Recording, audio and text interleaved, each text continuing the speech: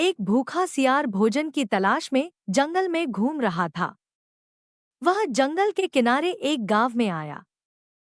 चूंकि यह उसके लिए सुरक्षित जगह नहीं थी, इसलिए वह चुपचाप चला गया।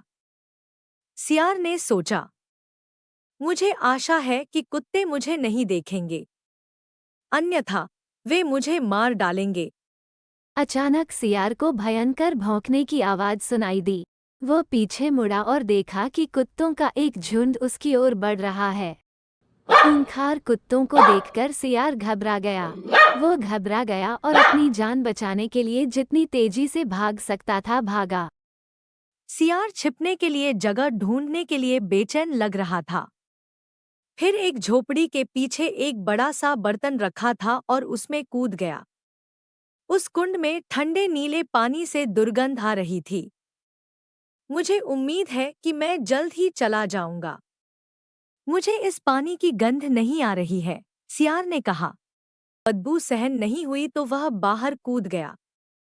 कुत्ते उसका इंतजार कर रहे थे, लेकिन सियार को आश्चर्य हुआ। जैसे ही कुत्तों ने उसे देखा, वे डर के मारे भौंकने लगे और भाग गए। कुत्ते मुझसे दूर क्यों भाग गए? सियार को आश्चर्य हुआ। सियार को प्यास लगी थी, इसलिए वह अपनी प्यास बुझाने के लिए पास के तालाब में गया। जैसे ही वह पानी पीने के लिए झुका, एक अजीब नीले जीव की नज़र उस पर पड़ी। सियार को एहसास हुआ कि यह केवल उसका प्रतिबिंब था।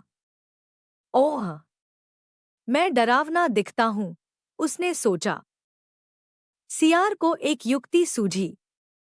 वह जंगल में वापस गया और जानवरों को बताया कि उसे उन पर शासन करने के लिए स्वर्ग से नीचे भेजा गया था।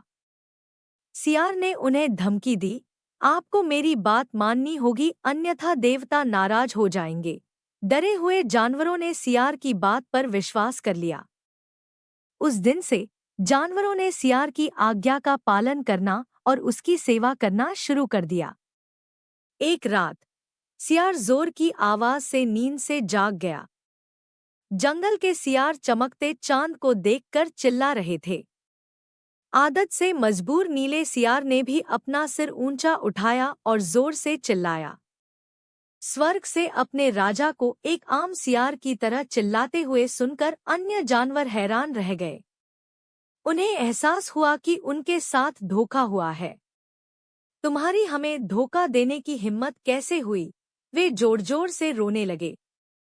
सियार ने भागने की कोशिश की, लेकिन जानवरों ने उस पर हमला कर दिया और उसकी पिटाई कर दी। शिक्षा: अपना रूप बदलने से आपका वास्तविक स्वभाव नहीं बदल सकता।